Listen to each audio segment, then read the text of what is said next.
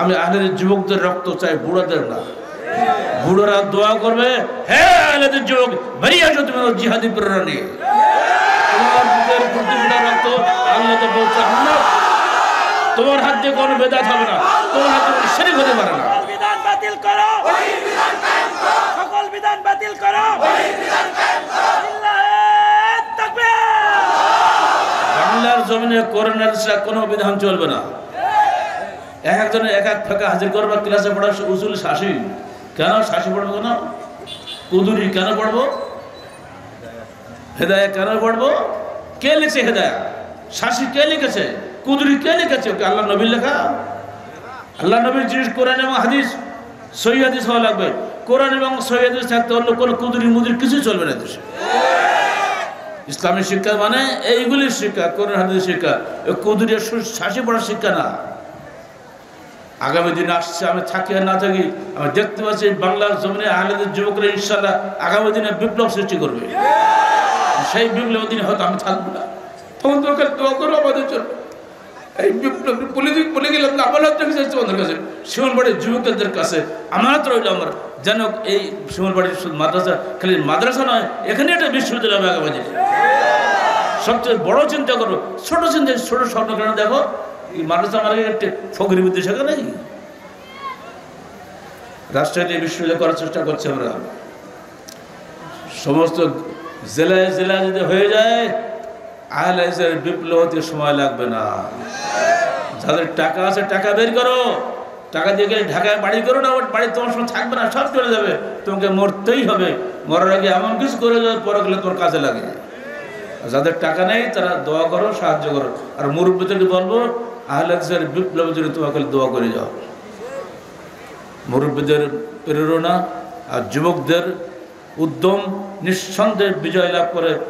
ইব্রাহিমের বাপ হও, ইসমাইলের যুবক হও, ইনশাআল্লাহ। সেদিন যখন একা ইব্রাহিমের মাধ্যমে নমরুদ পালিয়েছিল, ঠিক আজকেও বেদাত এবং শিরকের মহাপাতক নিভে যাবে, থাকবে না কিছুই। এই যে সকল বিধান বাতিল করো, যে সলমানরা তোমরা দিন এটি হঠাৎ হয়েছে নাকি? আমাকে কোনো মর্তেই সময় দেবে না। তসলিমা নাসরিনের যে কোরআন পরিবর্তনের দাবিদারের বাদবাক্ত মহিলা, সে বলে কোরআন পাল্টে এই কোরআনের যুগে চলবে না। সহ্য করা যায় নাকি? মিছিল হইল 2 দিনের নোটিশে 64টা বাস ভরে যুবসংঘ ছেলেরা ঢাকায় গেল। 1994 সালের 29শে জুলাই, সেদিন আজকের যুবকরা ছিল না, মাত্র 2 দিনের নোটিশে। কিন্তু দেখলো যে এই যে আহলাদের যুবসংঘ, আহলের নামটা দেখে হুজুরদের এমন গা জ্বলে উঠেছে, আমাকে আর সময়ই দেয় না। অবশেষে একবার মগরিবের সময় ঢাকা জেলা যুবসংঘ সভাপতি ভাই আহসান এবং মাসিক মদিনার সম্পাদক মাওলানা মহিউদ্দিন খান, তাদের বারবার চেষ্টার ফলে শেষে একটু টাইম দিল, যখন মগরিব আজান সময় হয়ে গেছে। মাত্র 2 মিনিট 10 সেকেন্ডের ভাষণ, ওর মধ্যে হেমায়তুদ্দিন উঠে আমার ঘাট চাপা শুরু করছে যে ভাই অনেক সময়, ভাই অনেক সময়, মানে 2 মিনিটে অনেক সময় হয়ে গেছে। তখনই আমি বলেছিলাম ওই জাতীয় সংসদে ইঙ্গিত করে, কোনোদিনও সেদিন আমাদের আন্দোলন থামবে যেদিন এই জাতীয় সংসদে পবিত্র কোরআন এবং সহিহের ভিত্তিতে আইন তৈরি হবে। বলার সঙ্গে সঙ্গে সকল বিধান বাতিল করো। 20 লক্ষাধিক মানুষের মুহুর্মুহ স্লোগানে সমস্ত মানিক মিয়া এভিনিউ এবং আসাদ গেট পর্যন্ত, ওদিকে ফার্ম গেট পর্যন্ত, সে যে কী যে শব্দ, সে আপনি কল্পনা করতে পারবেন না। সকল বিধান বাতিল করো, বলুন সবাই একসাথে বলেন, সকল বিধান বাতিল করো, ওহির বিধান কায়েম করো। এটা আমার একক স্লোগান ছিল না, এই 20 লক্ষাধিক মানুষের সম্মিলিত সব স্লোগান ছিল। সেই স্লোগান আজকে আমাদের আহলে আন্দোলন বাংলাদেশের রাজনৈতিক স্লোগানে পরিণত হয়েছে। সকল বিধান বাতিল করো, সকল বিধান বাতিল করো,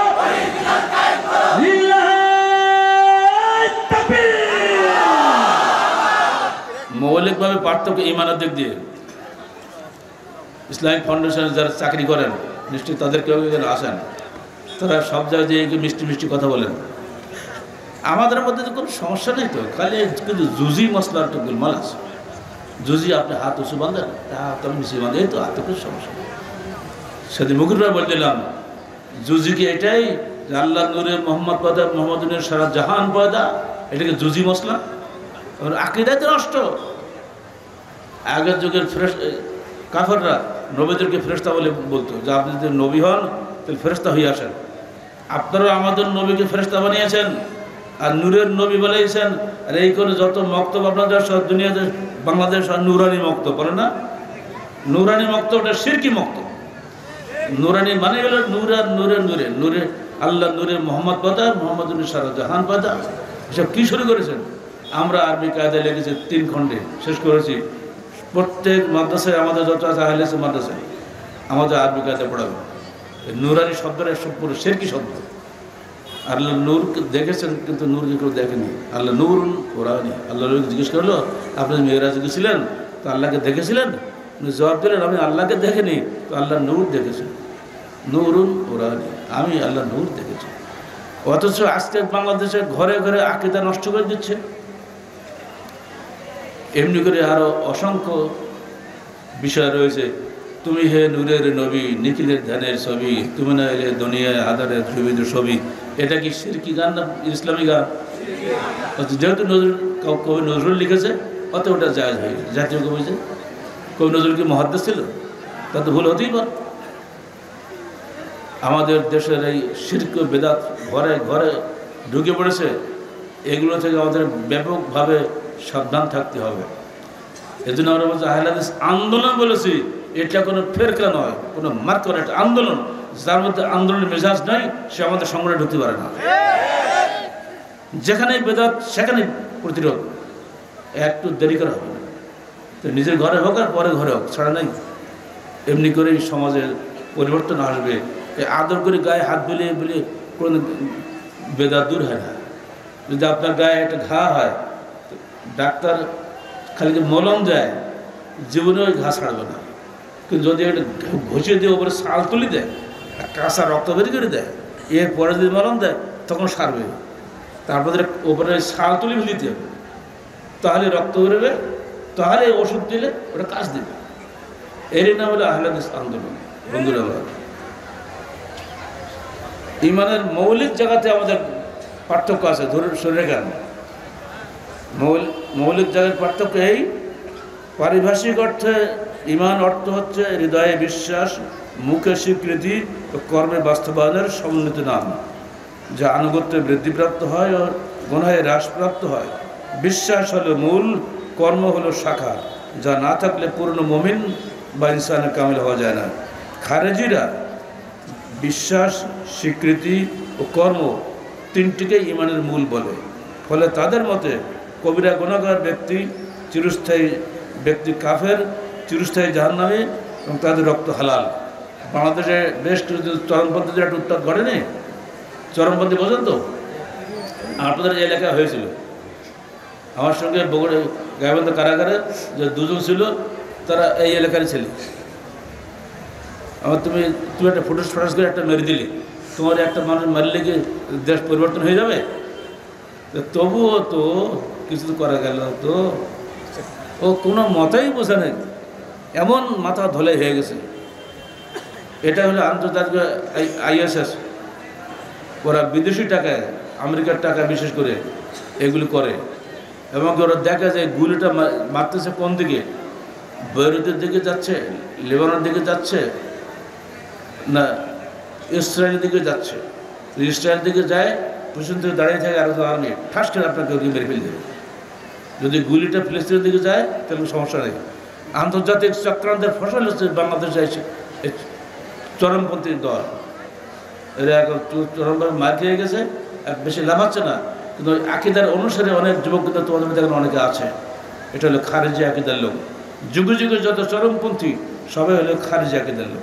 এর বিপরীত হলো একদল যারা মনে করেন বিশ্বাস অথবা স্বীকৃতি যথেষ্ট। ইমানদার হওয়ার জন্য বিশ্বাস অথবা স্বীকৃতি যথেষ্ট, আমলের কোনো প্রয়োজন নাই। আমল ইমানের অংশ নয়। এর জন্য তারা ঘন ঘন স্লোগান দেয়, আমার ইমান ঠিক আছে, আমি কোনো চুরি করি না, ডাকাতি করি না, ঘুষ টানি কিছু করি না, আমার ইমান ঠিক আছে, নামাজ পড়া কি দরকার? বুঝলেন নাই? তারা সালাত সিয়াম কিছুই করে না, কিন্তু ইমান ঠিক আছে। এরা কারা বলেন? এরা হলো মুরজিয়া। এই আকিদার লোকের সংখ্যা বাংলাদেশে বেশি, এবং তারাই সমস্ত বাজার গরম করতে রাজনৈতিক ময়দানে তারাই বসে আছে। রাজনৈতিক নেতারা সালাদ সেবক ধার ধারে না, কিন্তু ভোটের সময় তৌহিদ জনতা। সাবধান, এটা মুরজিয়া আকিদা। এরপর আসেন খারেজি এবং মুরজিয়া, দুই চরমপন্থী ও শৈথল্যবাদী মতবাদের মধ্যবর্তী হলো আহলে হাদিসের ঈমান। তাদের মতে বিশ্বাস ও স্বীকৃতি হলো মূল এবং কর্ম হলো শাখা। ফলে কবিরা গুনাহগার ব্যক্তি তাদের নিকটে কাফের নয় বা পূর্ণ মুমিনও নয়, বরং ত্রুটিপূর্ণ মুমিন বা ফাসেক। তওবা না করে মারা গেলেও তারা চিরস্থায়ী জাহান্নামী নয়। ধরুন আপনার অ্যাক্সিডেন্ট হয়েছে, আপনি তওবা করার সময় পেলেন না, তাহলে আর কাফের হবেন নাকি? কবিরা গুনাহ করে না, আপনি এমন লোক কোথাও খুঁজে পাবেন না। সারা জীবনে একটা মিথ্যে কথা বলেননি, এরকম লোক আছে কেউ? সারা জীবনে একটা গীবত করেননি, এরকম লোক কেউ আছে? কোথাও পাওয়া যাবে না। এদেরকে যদি আমরা কাফের বলি তো কাল্লাকাড়ি দিয়ে দেবেন। আবার এরা যে কিছুই না মনে করে যে কোনো গুনাহ এটা কিছু না, এমনি না, সে অবশ্যই গুনাহগার হবে, তো ত্রুটিপূর্ণ মুমিন হবে। এই পার্থক্য বুঝে আপনি নিজেকে আহলে হাদিস বলবেন। নদীর দুধারে যদি শান বাঁধানো থাকে, যদি বোল্ডার দিয়ে বন্ধ করা হয়, তখন আশপাশে পানি ছড়িয়ে যায় না, সব পানিগুলো নদীর মাঝখান দিয়ে চলে আসে। আর এটা আমরা বলি ইহদিনাস সিরাতাল মুস্তাকিম, আল্লাহ তুমি আমাদের সরল পথ দেখাও। পুরা কোরআন সূরা ফাতিহার ইহদিনাস সিরাতাল মুস্তাকিমের এই যে দোয়াটা, এই দোয়ার বাস্তবতা হচ্ছে পুরা কোরআন। মদ খেও না, জুয়া খেলো না, যত যা দেখছো জেনা ব্যবসায়ী করো না, করে না, আসে না সবগুলো, এইগুলো সব কিন্তু ইহদিনাস সিরাতাল মুস্তাকিম। সরল পথে চলতে গেলে আপনাকে অবশ্যই মদ ছাড়তে হবে, জুয়া ছাড়তে হবে। আমি গত কয়েকদিন আগে গেছিলাম লালবাগের একটা সম্মেলনে, যে মসজিদ আমার নিজেরই করা, সেই মসজিদ খুঁজে বের করলাম। বলে কি ভাই বাড়িতে কেউ আসে? তো হ্যাঁ, আমার একটা ছেলে আছে, এক ছেলে সুইডেন থাকে আর এক ছেলে কানাডায় থাকে, মানে একটা বিশাল ব্যবসা বসা। এবার আপনি বলে আমি কী করে বুড়ো মনে ঘর বসে আছে। মসজিদটা দেখলাম মসজিদে ছেলে একটা আছে, আসলে সামনে দেখলাম চেহারা দেখে বুঝে গেলাম যে অবস্থা খারাপ। পরে অনেক কিছু শুনলাম, দুঃখ লাগে। আহলে হাদিস সন্তানরা যখন এডিক্টেড হয়ে যায়, তারা যখন মাদকতার মধ্যে ডুবে যায়, তাদেরকে তাদের বাবারা যখন আপোষ করে নেয়, তারা অত্যন্ত ক্ষতির মধ্যে পড়ে যাবে। যদি কোনো মেয়ে ঘরে বেপর্দা থাকে আর সে মেয়ের অন্যায় কাজে যদি বাবারা সাপোর্ট দেয়, ভাইরা সাপোর্ট দেয়, ওই বাপ মারা দায়ুস হয়ে যাবে। আর দায়ুস লা ইয়াদখুলুল জান্নাহ, দায়ুস কখনো জান্নাতে প্রবেশ করবে না। ওদের সাবধান, বাড়িতে পর্দা পুশিদা, মেয়েদের পর্দা বিষয়ে সাবধান থাকবেন, এগুলো যেন আমার ভুলে না যায়। এবার আসুন তো, নারী পুরুষের মধ্যে পর্দা ফরজ। এই ফরজ পর্দা আজকাল উঠে গেছে, বরং নারী পুরুষ পরস্পরের পরিপূরক। কেউ কারোর উপরে রাজা মহারাজা না। অনেক পুরুষ আছে যারা স্ত্রীকে ধরে ধরে মারে, পিটায়। খবরদার এসব স্বামীরা, ওই স্ত্রীর গায়ে একটা পিটান দিলে কিন্তু আল্লাহর গায়ে কেউ পিটলায়, কেন ওই মেয়েটা আল্লাহর নিজের অত্যন্ত প্রিয় সৃষ্টি, আল্লাহ খুবই আঘাত পান না। তাকে তুমি আদব শেখানোর জন্য মৃদু ভর্সনা করতে পারো, মৃদু প্রহারও করতে পারো, কিন্তু কোনো অবস্থায় তাকে ধিক্কার দিয়ে সরিয়ে দিতে পারবো না। আল্লাহ বলছেন হুন্না লিবাসুল্লাহ কেউ আন্তুম লিবাসুল্লাহ হুন্না, সূরা বাকারা 187 আয়াত। মেয়েরা তোমাদের পোশাক, তোমরাও তাদের জন্য পোশাক সদৃশ। পোশাক যেমন গাতে ফেলে দেওয়া যায় না, ওরকম স্ত্রীকে তো ফেলে দেওয়া যাবে না। পরস্পরের পরিপূরক দুজনেই, তারা সবসময় দৃষ্টি অবনত রাখবে। নারী হোক বা পুরুষ হোক, সবসময় পরস্পরের দৃষ্টি অবনত রাখবে। আল্লাহ পাক বলেন কুল্লিল মুমিনিনা ইয়াগুদ্দু মিন আসওয়াতিহিম ওয়া ইয়াহফাযু ফুরুজাহুম, সূরা নূর 30-31 আয়াত। বলে দাও তুমি নারীকে, পুরুষদেরকে, পুরুষরা যেন তাদের চক্ষু অবনত রাখে, অথবা তুমি নারীদেরকে বলে দাও তারা যেন তাদের দৃষ্টিকে অবনত রাখে। আগে কিন্তু পুরুষকে বলা হচ্ছে, আমরা তো মনে করি পুরুষের কোনো পর্দা নেই, খালি নারীরই পর্দা আছে। জি না, আগে পুরুষের পর্দা করতে হবে, সেটা কোনো পর নারীর দিকে চোখ তুলি না থাকায়। ঠিক অমনি করে কোনো নারী যেন পুরুষের দিকে না থাকায়। তবে কাজ করবে কিভাবে? পুরোপুরি পর্দা বজায় রেখে যতটুকু কথা না বললে না, ততটুকু কথা বলবেন। সূরা আহজাব 53 আয়াতে হিজাব ফরজ করা হয়েছে এবং 59 আয়াতে জিলবাব ফরজ করা হয়েছে। ঢিলাঢালি কাপড় দিয়ে নিজেকে ঢেকে রাখা, হিজাব এবং বোরকা যাকে আমরা বলি আমাদের ভাষায়, এটা ফরজ সূরা আহজাব 53 এবং 59 আয়াতের মাধ্যমে। অতএব নারী পুরুষ প্রত্যেকেই খেয়াল রাখবেন যেন পরস্পরের প্রতি আমাদের কোনো ক্ষতি না হয়ে যায়। বাড়িতে পর্দা প্রসিদ্ধা খুবই কমতি হয়ে যাচ্ছে আজকাল আমাদের মধ্যে, এটা যেন না হয়। সবশেষে আমরা যদি শিমুলবাড়ির মার্কাজের পুরনো কথাগুলি মনে রাখি তাহলে আশা করি আপনারা এই মার্কাজের গুরুত্ব বুঝতে পারবেন। আজকে মার্কাজের যে অবস্থা ফিরে আসছে এজন্য আমরা অত্যন্ত আনন্দিত। আপনারা আমাদেরকেও সহযোগিতা করবেন, আর আমরা আমাদের সাধ্যমতো সহযোগিতা করবো। এটা তো আমরা শুরুতেই বলছি, এখনও বলছি। যদি সেই দিন আবার ফিরে আসে তাহলে আবারও দেখবেন আপনার ডাকা লাগবে না, আমি এখানে সে প্রজেক্ট দিয়ে যাব। আল্লাহ পাক আমাদের সবাইকে আহলে হাদিস আন্দোলনের মূল মর্মটা বোঝার তৌফিক দান করবেন এবং এই আন্দোলনের জন্য যা কিছু করণীয় আপনারা করার চেষ্টা করবেন। আসসালামু আলাইকুম ওয়া রাহমাতুল্লাহি ওয়া বারাকাতুহু।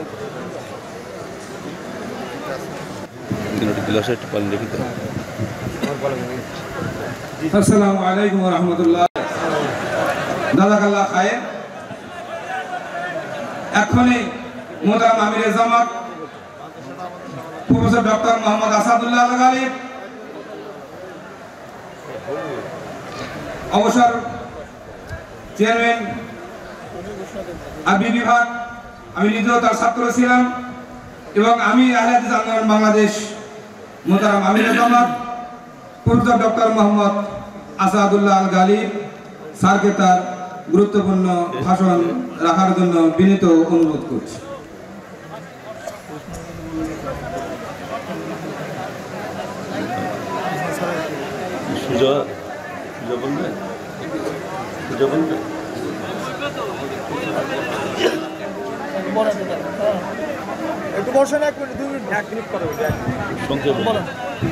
আসসালামু আলাইকুম, সবাই কেমন আছেন? অনেক সময় নীরব, তো আর একটু আওয়াজ হলে মনে হয় ভালো হয়। আসসালামু আলাইকুম। আপনারা অবগত আছেন এবং আপনাদের প্রচেষ্টায় শুধু কাজের কথাই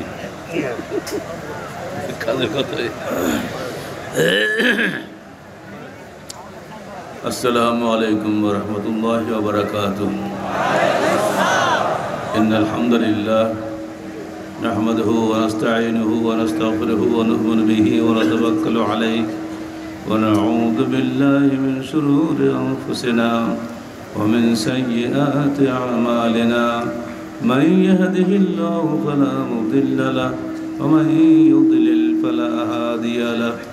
ونشهد أن لا إله إلا الله وحده لا شريك له ونشهد أن محمدا عبده ورسوله. أما بعد فقد قال الله تعالى في الكلام المجيد: أعوذ بالله السميع العليم من الشيطان الرجيم. بسم الله الرحمن الرحيم. ومن أحسن قولا ممن دعا إلى الله وعمل صالحا وقال إنني من المسلمين. যাবতীয় হামদ সানা আল্লাহ রাব্বুল আলামিনের জন্য এবং যাবতীয় দরুদ ও সালাত শেষ নবী মুহাম্মদ রাসূলুল্লাহ সাল্লাল্লাহু আলাইহি ওয়াসাল্লামের জন্য। শিমুলবাড়ির স্মৃতি মনে ভাসে, কিন্তু দেখি না। আজকে দেখার সুযোগ হলো, যেন আমি আল্লাহর শুকরিয়া আদায় করছি এবং আপনাদের সবারই যারা প্রচেষ্টাকারী রয়েছে সবাইকে আন্তরিক ধন্যবাদ জানাচ্ছি। এবং এই মাদ্রাসা যাতে ভালোভাবে চলে এই জন্য যে 28 বিঘা জমি কিনেছিলাম, সে ক্রেতা ভাই বন্ধুদেরকে বলছি আপনারা আল্লাহর রাস্তে জমিগুলো ফেরত দেন, যেন এটা নিয়ে কোনো চাপ সৃষ্টি করার সুযোগ না থাকে। মামলা মোকদ্দমা থেকে যাবেন না। এই জমি উদ্ধারের জন্য আপনাদের আদালতে আমার মামলা চলছে, আমি তার বাদী। আপনাদের সম্পত্তি রক্ষার জন্য আমাকে বাদী হয়ে কাজ করতে হচ্ছে, বছরের পর বছর ধরে বাংলার টাকা দিতে হচ্ছে। যদি আপনারা স্বেচ্ছায় ফিরিয়ে দেন তাহলে আপনাদেরকে আল্লাহ বরং গুনার বদলে নেকি দিবি। এই জন্য যে আপনি বুঝতে পারছেন যে ট্রাস্টের মালিক আমি বলছি। এই জন্য আমার সঙ্গে আরও 6 জন আছেন, কিন্তু সবাই আমার সঙ্গে বিশ্বাসঘাতকতা করেছে। এটা একটা দুর্ভাগ্য বাংলার জমিনে। আমাকে জয়েন্ট স্টক রেজিস্ট্রার সালাউদ্দিন সাহেব বলছিলেন যে স্যার এই ট্রাস্টের মামলা যত বেশি আমার এখানে আসে এত মামলা কিছু নাই। যখনই মানুষ পয়সার মুখ দেখে মানুষ হুঁশ হারিয়ে ফেলে দেয়। মাল ও মর্যাদার লোভ মানুষকে ইমান হারা করে। সেই বিষয়টি আমাদের ভাগ্যে পড়ে গেছে। তৎকালীন সময় বাংলাদেশের শ্রেষ্ঠ ওলামায়ে কেরাম যারা ছিলেন তাদেরকে নিয়ে আমি ট্রাস্ট গঠন করেছিলাম। আর আলেম নন যিনি তিনি মাত্র একজন, তিনি আপনাদের এলাকার লোক। অথচ এই সমস্ত আলেমরাই ইমান হারা হয়ে গেল। তারা সব পরে মারাই গেছে। আমি এখনও আছি। ট্রাস্টের ডিড লেখাতে শুরু করে সব কিছু যেমন একক চিন্তায় করা। আর আমাকে পরামর্শ দিয়েছিলেন কুয়েতের ডোনার সংস্থা শেখ জাসিম আল আউন। তিনি আমাকে বলছিলেন, ভাই দেশে কাজ করতে গেলে দেশের আইন মেনে কাজ করাই ভালো। সেই এই আইন মানতে যেয়ে আজকে আমার এত মামলা মোকদ্দমা করতে হচ্ছে। গতকালকেও এই ট্রাস্টের মামলা ছিল ঢাকাতে। আর ইনি এখান থেকে মাসুল যান রাজশাহীতে। আমার দারুল ইমারত থেকে আমাকে উচ্ছেদ করার জন্য তিনি মামলা করার জন্য হাজিরা দেন সেখানে গিয়ে। বুঝতে পারছেন? মানে আমি ট্রাস্টের কেউ না, ট্রাস্ট যেন সব কিছু করেছে, অথচ যারা ডোনার কান্ট্রি তারা একটা ব্যক্তিকে চেনে, ট্রাস্টকে চেনে না। কিন্তু আর এনারা ধারণা করেছেন যে 7 জন 6 জন একদিকে গেলে সব শেষ হয়ে যাবে। এটা নয়, এটা ইমারত ভিত্তিক সংগঠনের আমির হল প্রধান। তিনি যাকে খুশি তাকে সদস্য করেন। সদস্যরা যদি মনে করে আমরাই সব কিছু, তাহলে অবস্থা কি হয় হাসিনার দিকে বোঝেন। বন্ধুরা আমার, 28 বিঘা জমির কথা আমার বলার আগেই স্নেহের সুজা বলে দিল। আমাকে ধন্যবাদ জানাচ্ছি। বৈশাখ সাহেব বলেছে। আমি ব্যক্তিগতভাবে আপনাদেরকে অনুরোধ করে যাচ্ছি, কোনো রকম ঝগড়া ফাসাদ যেন না হয়। স্বাভাবিকভাবে আপনারা জমিগুলো মাদ্রাসার নাম করে মাদ্রাসাকে ফেরত দেবেন, আপনি নেকি পাবেন। এতে কোনো ব্যক্তিকে দিচ্ছেন না আপনি, তাই না? যেন এ নিয়ে কোনো লড়াই করতে না হয়। আর আমিও গাইবান্ধা আদালতের মামলা সব তুলে দেবো। যদি শুনবো যে আপনারা মামলা সবগুলো ফেরত দিয়েছেন জমি, সমস্ত মামলা আমি উঠাই দেব। বিষয়গুলো আমি শুরুতে বলে দিচ্ছি, আরও জেনে রাখেন। সারা বাংলাদেশে এই মিসকিনের হাত দিয়ে 1250টা মসজিদ হয়েছে। কটা শুনলেন? 1250টা সারা বাংলাদেশে হয়েছে আমার হাত দিয়ে। তার মধ্যে 650 ডাইরেক্ট আমার হাত দিয়ে, আর 600 ওদের অফিস করার পরে আমার সুপারিশের মাধ্যমে। তার মধ্যে 493টা মসজিদ তালিকা আমার রেকর্ডে আছে আমার অফিসে। যেখানে 24,71,06,568 টাকা 42টা জেলায় ব্যয় করেছি আমি। গাইবান্ধা 32টা মসজিদ করা হয়েছে, যেখানে 2,03,20,482 টাকা খরচ হয়েছে। প্রথম মসজিদ হয়েছে সাঘাটা 38-51-92 নম্বর প্রজেক্ট। মানে 92 সালে 38 নম্বর মসজিদ হচ্ছে এই শিউলবাড়ি মসজিদ, না ওটি সাঘাটা বাজার মসজিদ। আর শিউলবাড়ি বাজার যে মাদ্রাসা, এটার প্রজেক্ট নম্বর 493, অর্থাৎ সবার আগে হচ্ছে সাঘাটা বাজার, এরপরে হচ্ছে 93 সালে আমি এখানে কীভাবে এসেছি একবার চিন্তা করেন। এরপরে শিউলবাড়ি মাদ্রাসা আরেকটা প্রজেক্ট দিয়েছি 98/94 নম্বর প্রজেক্ট।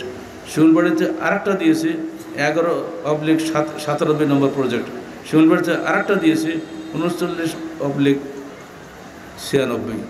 এতগুলো প্রজেক্ট দিয়ে তো শিউলবাড়ি এত বড় হয়েছে, তাহলে একটাতে এত বড় হয় না। আমাকে অন্য জায়গায় বাদ দিয়ে শিউলবাড়িতে 5-6টা প্রজেক্ট দিতে হলে কেন বুঝতে পারেন? এর মধ্যে কারণ আছে। কারণ এটা আগে থেকেই আহলে হাদিস আন্দোলনের কেন্দ্র ছিল। সেই ইতিহাস শুনিয়ে দিই আপনাদেরকে। সিরাজগঞ্জ জেলার হজ সাহেব তিনি এখানে এসে প্রথম দাওয়াতি কাজ শুরু করেন। হজ সাহেবের পরে আসেন তার ছেলে, তিনি এসে বাবার মতোই ব্যাপক হারে দাওয়াতি কাজ শুরু করেন। এই দাওয়াতি কাজের ফলে এলাকার মানুষের মধ্যে আহলে হাদিস, তখন বলা হতো মোহাম্মদী আন্দোলন, মোহাম্মদী আন্দোলনের ব্যাপক প্রসার লাভ করে এলাকার লোক শিরক বিদআত সব ছেড়ে দেয়। তারপরে এলাকার ওয়াসিউর রহমান চলে যায় জিহাদে, বালাকোট থেকে ফিরে আসে। এই কারণে এই এলাকাটায় বিশেষ করে শিমুলবাড়ি, ভুয়াকুয়া, পাকুল্লা এই এলাকাতে তাদের কাজ ছিল খুব বেশি। আর ধনারুবার ছেরুডাঙ্গা জঙ্গলের একজন মানুষ দিন রাত পালিয়ে থাকতো, মানে তৎকালীন সময় ব্রিটিশ পুলিশ পালিয়ে তাকে ধরে মেরে দিত। এত কষ্টের এলাকা হচ্ছে এটা। কারণ এই যে ব্রিটিশের পুলিশরা পানিকে খুব ভয় করে, যেখানে পানি সেখানে ওরা যায় না। যদি নৌকাতে মানুষ ডুবিয়ে মেরে ফেল দেয়, এখানে নদী দেখলাম না, এখন আগে তো হচ্ছে বড় নদী ছিল। এই জন্যে তৎকালীন সময়ের আহলে হাদিস নেতারা এই নদী এলাকায় আসতো, যান রাজশাহী পদ্মার ধারে, যান রংপুরে, নীলফামারী, তিস্তার ধারে, যেখানে যেখানে নদী, সমস্ত নদীর পরে আহলে হাদিস সংখ্যা বেশি। মৌলিক কারণ ওইটা যে ব্রিটিশের সেনাবাহিনীকে এই আহলে হাদিসরা ডুবে মেরে ফেলবে, সেই ভয়ে ওরা এখানে আসতো না। আর এইসব জায়গাগুলি আহলে হাদিসের সংখ্যা হয়ে গেছে খুব বেশি, কিন্তু মানুষ ইতিহাস ভুলে গেছে। ফলে আমি তো ইতিহাস বলতে পারি না, কারণ এর উপরে ডক্টরেট করা। আমি দেখলাম এমন একটা একেবারে এই এলাকা তখন তো আসাই যেত না নৌকা ছাড়া, অনেক কষ্ট করে আসতে হতো। দেখলাম এই এলাকা তো কিছু কেউ করবে না, আমাদের কিছু করার দরকার। আলহামদুলিল্লাহ এই করে করে এই এলাকাটা আমরা গড়ে তুলেছিলাম। সেই সময় যারা আমাদেরকে সহযোগিতা করেছিলেন, ভাই রুহুল আমিন সাহেব, আব্দুল বাকি, আমাদের নজির হোসেন সাহেব ধনারুহার, আমি আমাদের আব্দুল জলিল সাহেবের সঙ্গে দেখা হলো, দেশের স্বাস্থ্য খারাপ হয়ে গেছে। তাজুলের সঙ্গে দেখা হলো, ওরও স্বাস্থ্য খারাপ হয়ে গেছে। চেয়ারম্যান শাহ আলম না কি যেন ছিল, তিনিও তো মারা গেছেন। মানে আমার যারা সাথী ছিল এখন তার কারণ নেই। আমার তো মনে হচ্ছে তাদের সবার চেয়ে সুস্থ আছে। তাদের সবার জন্য আমি আল্লাহ পাকের নিকটে খাস দোয়া করি, আল্লাহ পাক তাদেরকে জান্নাতে ফেরদৌস নসিব করেন এবং যারা সহযোগিতা করেছেন তাদেরকে উত্তম জাযা দান করেন। জুমার বাড়ির ক্লিনিকটা আমি ভুলতে পারি না, যার নাম ছিল নুরা জাহিম ক্লিনিক হাসপাতাল, নুরা জাহিম হাসপাতাল। এটা প্রজেক্ট নম্বর 88/93, আর একটা দিয়েছিলাম 66/95, দুটা দিয়ে পূর্ণাঙ্গ হাসপাতালের রূপ দিয়েছিলাম। এই হাসপাতালের উদ্বোধনী অনুষ্ঠানে আমার বন্ধু ভাই ডাক্তার মামুন ছিলেন আমার সাথে। বিকেলে তার সাথে ফোনে কথা হলো। ডাক্তার মামুন ছিল, আর 11 জন জেলা পর্যায়ের স্বাস্থ্য অফিসার ছিলেন। ঠিক সেই সময় একটা নিম্ন স্তরের হিন্দুর ছেলে সমস্ত পায়খানা পড়তেছে পা দিয়ে, ডায়রিয়া হয়েছে। তা আমাকে বললো, স্যার এই মুসির ছেলেকে দিয়ে উদ্বোধন করবেন। আমার এমন রাগ হয়েছে, একটা কুত্তা দিয়ে হলেও যদি অসুস্থ হয় তাকে দিয়ে উদ্বোধন করবো আমি, খবরদার তুই কথা বললি কীভাবে? হিন্দুরা মানুষ, তারা আমাদের ভাই। হিন্দু, বৌদ্ধ, খ্রিস্টান যা আছে বাংলাদেশে সবাই এক আদমের সন্তান। অতএব তাদের ভুলের জন্য তারা যদি বিভিন্ন ধর্মে চলে গিয়ে থাকে, কিন্তু আমি আল্লাহর বান্দা হিসেবে আমি তাদেরকে ঘৃণা করতে পারি না, তাদেরকে দিয়েই শুরু করব। সেদিন তাকে দিয়েই শুরু হয়েছিল। এই স্মৃতিগুলো ভোলা যায় না। আমি এলাকার হিন্দু ভাইদেরকে আন্তরিক মোবারকবাদ জানাচ্ছি, তারা যেন আমাদেরকে না ভুলে যান এবং এই গাইবান্ধার ঐতিহ্যবাহী শিমুলবাড়ি কেন্দ্রকে সর্বতভাবে সবাই মিলে গড়ে তোলার চেষ্টা করুন। রাজনৈতিক ফেরকাবন্দির যে ফাঁদে আপনারা পড়ে গেছেন, ইহুদি নাসারদের পাতানো ফাঁদ। তারা গণতন্ত্রের নামে মুসলমানদের বিভক্ত করতে চায়। কেউ বিএনপি, কেউ আওয়ামী লীগ, কেউ জামাত, এই করে করে মুসলমানের মারামারি লাগে দেয়। এটা আমরা বিরোধিতা করি। আল্লাহ বলছে ওয়াতাসিমু বিহাবলিল্লাহি জামিআন, বলেন ওয়ালা তাফাররাকু, তোমরা আল্লাহর রজ্জুকে ধারণ করো সমবেতভাবে, দলে দলে বিভক্ত হয়েও না। আর গণতন্ত্র বলে তাফাররাকু, যতবার বিভক্ত হও। বহুদলীয় গণতন্ত্রের খুব ভালো কাজ না, এটা খুব খারাপ, এটা অপরাধ। আমরা এর বিরোধিতা করি। যদি মনে করেন যদি আমরি জামাত এখানে একটা ইলেকশনে যদি দাঁড়াতাম আমি, তা আপনারা আমাদের ভোট দিতেন না? দিলে তো আমি একটা এমপি পারতাম না। এসব হয় না, এগুলো ইসলাম বিরোধী রাস্তা। এসব রাস্তায় আমরাও যাই না, যেহেতু আমরা কাউকে উপদেশও দিই না। আপনারা ইচ্ছা করলে যান, কিন্তু এটা আমাদের আপত্তি রইল। আল্লাহ পাকের কাছে দায়ী করেন না যে আমরা সাপোর্ট করি। এগুলো করাতে যারা ঢুকেছে তারাও মরেছে, যারা এখন ঢুকেনি তারা মরা ভয়ে ওকে পালায় বেরিয়ে বেড়াচ্ছে। এরকম ঢুকবেন না, এগুলো থেকে আপনারা দূরে থাকার চেষ্টা করবেন।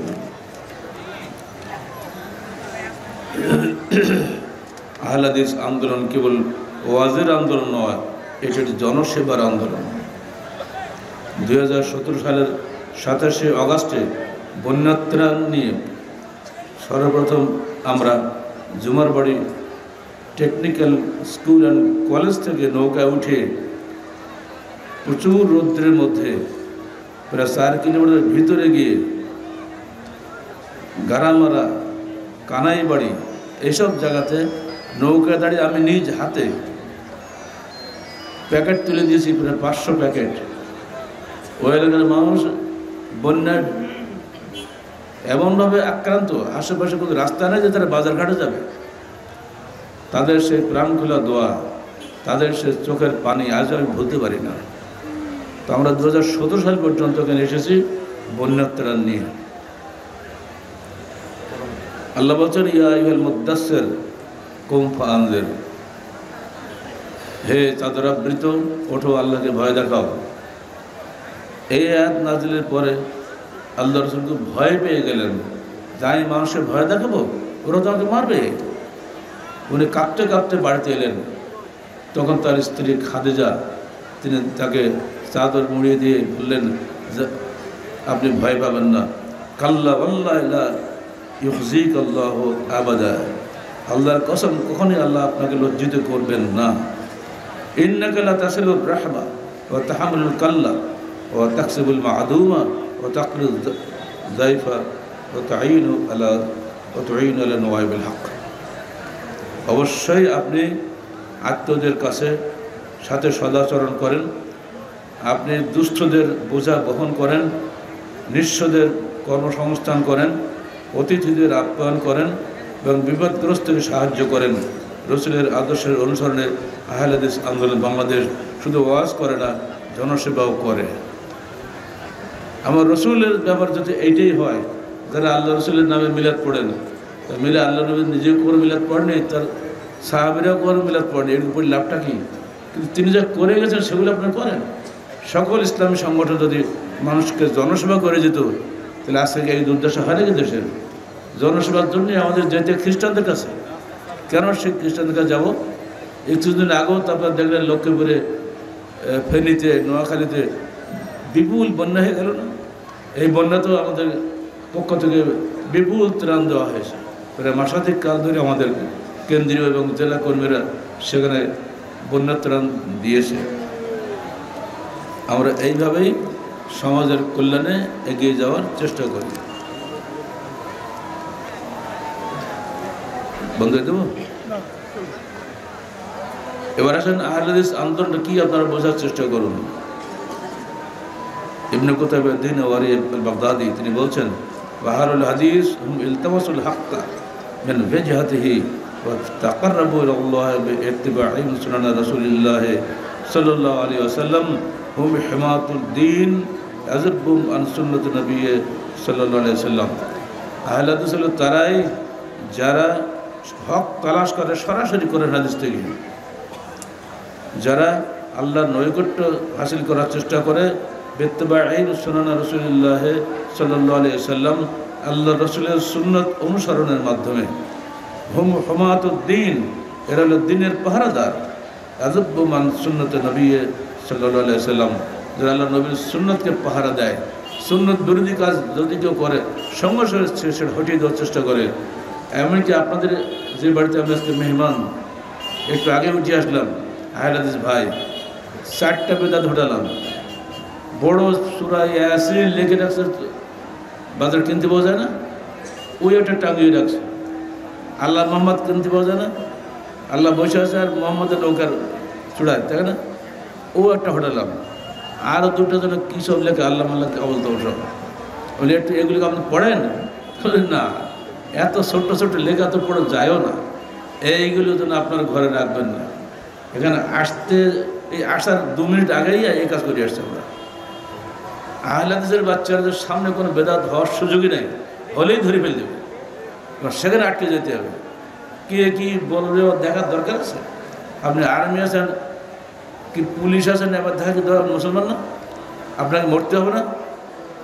আর্মিকেও নসিহত করবো, এই দাড়ি টুপি ছাড়েন।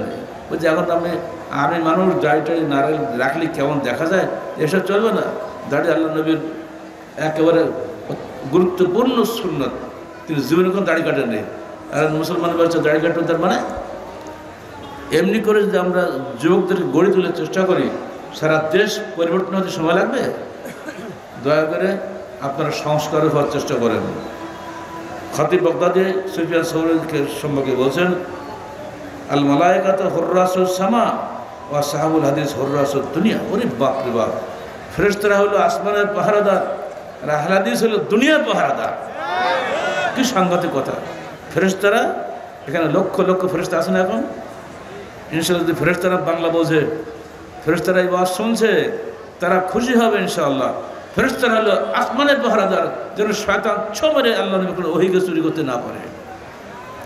আর আহলে হাদিস হলো দুনিয়ার পাহারাদার, কোনো বেদাত যেন কোনো মতো আমার সংসারে, আমার পরিবার ঢুকতে না পারে। এই হলো আহলে হাদিস। এইটা স্যার কিসের আহলে হাদিস? আপনি রফাদান করে আমি বলি রফাদান হবে? ও তো হাম্বলিরাও করে, মালিকিরাও করে, শাফিরাও করে। আপনি রফাদান করে দিলেন তার কি?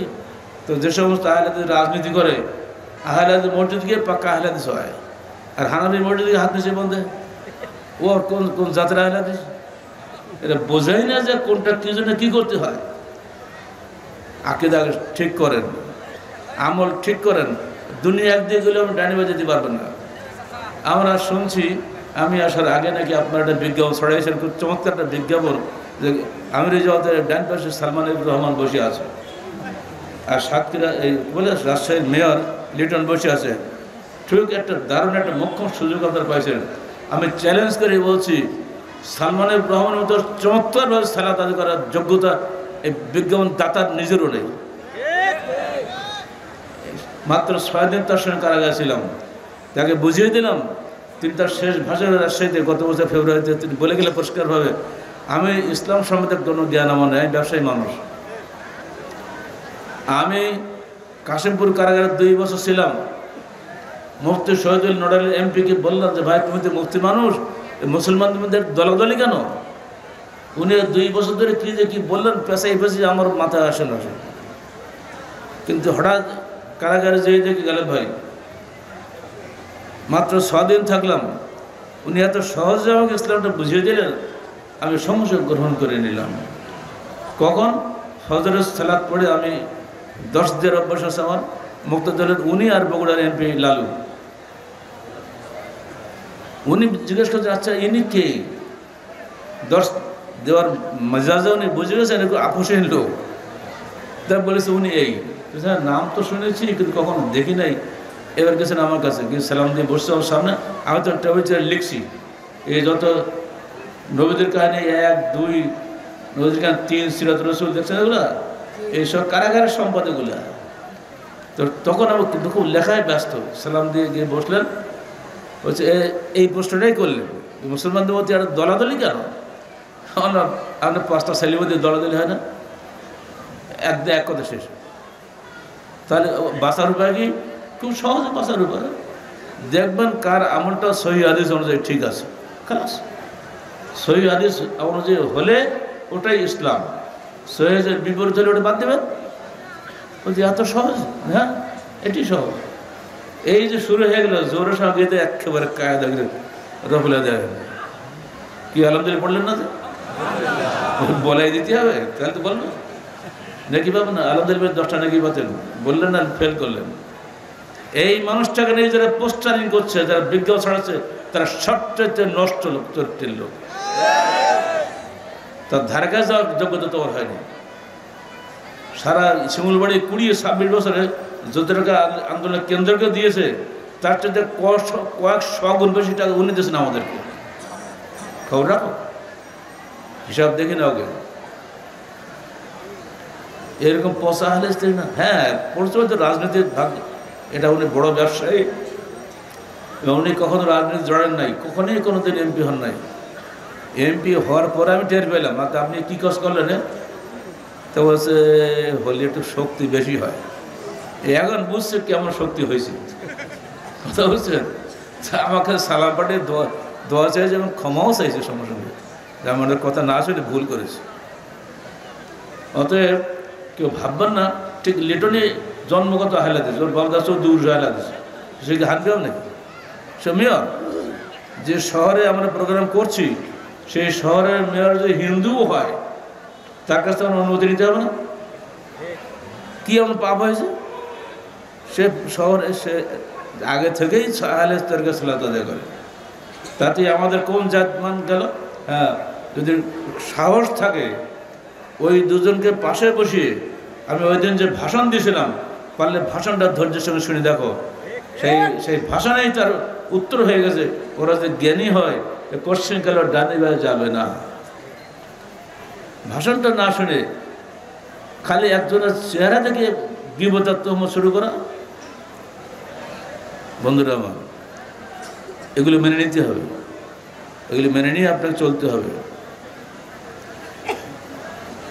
ইবনে তাইমিয়া বলছেন, ইমাম আবু দাউদের নাম জানেন তো?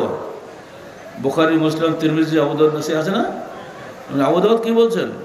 লাউলা হাযিহি সাহাবা লাম দারাসুল ইসলাম, যদি পৃথিবীতে আহলে হাদিস না থাকতো ইসলাম মিটে যেত বহু আগেই। বলুন আল্লাহ, ঠিক বলেন না? বলুন আলহামদুলিল্লাহ। যদি পৃথিবীতে আহলে হাদিস না আসতো ইসলামী দুনিয়া থাকতো না। আর কি বলবেন? এইসব মনীষীদের কথার কোনো মূল্য আপনার কাছে নেই না? তার কেতাব পড়ে আপনি মাদ্রাসা খুলছেন, আবু দাউদ পড়েন না? সেই আবু দাউদের সংকলক নিজেই এ কথা বলেছেন, লাউলা হাযিহি সাহাবা লাম দারাসুল ইসলাম। ইবনে তাইমিয়া জগৎ বিখ্যাত মনীষী, জেলখানায় 10 বার গেছেন তিনি, জেলখানাতেই তার মৃত্যু হয়েছে। তৎকালীন সময়ের মালিকি আলেমরা এত হিংসুক আলেম ছিল, এই আলেমদের হিংসায় তিনি জর্জরিত হয়ে তারাই তাকে তৎকালীন সময়ের প্রশাসনকে খেপিয়ে তাকে জেলখানায় রাখত। এই মানুষটা সারা জীবনের অভিজ্ঞতা লব্ধ বক্তব্য এই, দেখো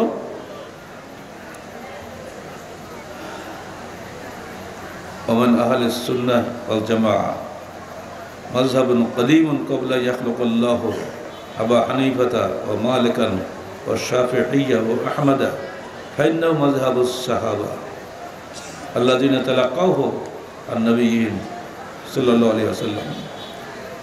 মনে রেখে দিও, ইমাম আবু হানিফা, ইমাম শাফিঈ, ইমাম মালিক, ইমাম আহমদ, যাদের নাম একটা মযহাব হয়েছে, তাদের জন্মের বহু পূর্বে সাহাবীদের সবচেয়ে পুরনো মযহাব ছিল, তারাই ছিল প্রকৃত আহলে হাদিস।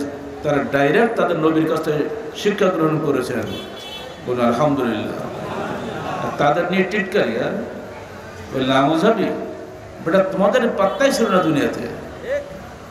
এইসবগুলো না বলে নিজেকে নিজে আত্মসমালোচনা করুন, কোনটা ভুল আছে ঠিক হয়ে যাবে, সব ঠিক হয়ে যাবে। তিনি শেষে যেই বলছেন আহলুল মিলাল আহলুল হাদিস ফিল ইসলাম কা আহলুল ইসলাম ফি আহলিল মিলাল। মনে রাখো দুনিয়ার মানুষ, ইসলামের মধ্যে আহলে হাদিসের যে সম্মান, সারা বিশ্বের সকল দলের মধ্যে মুসলমানদের যে মর্যাদা, মুসলমানদের মধ্যে আহলে হাদিসের সেই মর্যাদা রয়েছে। আলহামদুলিল্লাহ। এর চাইতে আপনি কি শুনতে চান? আর সেই আহলে হাদিস আন্দোলনের উপরে আমরা ডক্টরেট করা, বাংলা শুধু নয় সারা ওয়ার্ল্ডে কেউ এই সাবজেক্ট নিয়ে ডক্টরেট ডিগ্রি করে নাই। আর আলহামদুলিল্লাহ এটি আমার সবচেয়ে গর্বের কথা এই ডিগ্রি নেওয়ার শুরুতে এবং শেষে কোনো পর্যায়ে সুপারভাইজার, এক্সামিনার যত রকম থাকে, বিদেশি পরীক্ষক, দেশি পরীক্ষক, কোনো জায়গায় একজন আহলে হাদিস প্রফেসর নাই, সব জায়গায় হানাফি প্রফেসর। বলো আলহামদুলিল্লাহ। আমাকে বলেছিল যে আমাদের আহলে হাদিস প্রফেসর তো অনেক আছে, ডক্টর বারি আছে, ডক্টর মুজিবুর রহমান আছে, ডক্টর রহমানি আছে, এদেরকে দিল্লিত হয়ে যায়, অসম্ভব। আহলে হাদিসের হাত যেন আমার থিসিস না লাগে, হানাফিদের হাত দিয়েই আমার থিসিস ইনশাআল্লাহ বেরিয়ে আসবে। এবং তাই বেরিয়েছে সর্বসম্মতিক্রমে, একজনের ভিতরে বলেনি যে একটু খারাপ হয়েছে। এমনকি কলকাতা বিশ্ববিদ্যালয়ের প্রফেসর, সে একবারে পুরোপুরি একবারে হিন্দু বললেও হয়, সে রাম আর রহিম এক বলে, কাশি আর মক্কা এক বলে।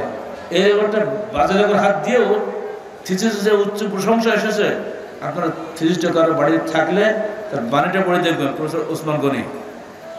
এই সমস্ত লোকদের কাছ থেকে থিসিসে পাস হওয়াটা চারটিখানি কথা না, কারণ এমন দলিল দিয়ে আমরা লিখেছি, এই দলিলের সামনে কথা ক্ষমতা কারণ নাই।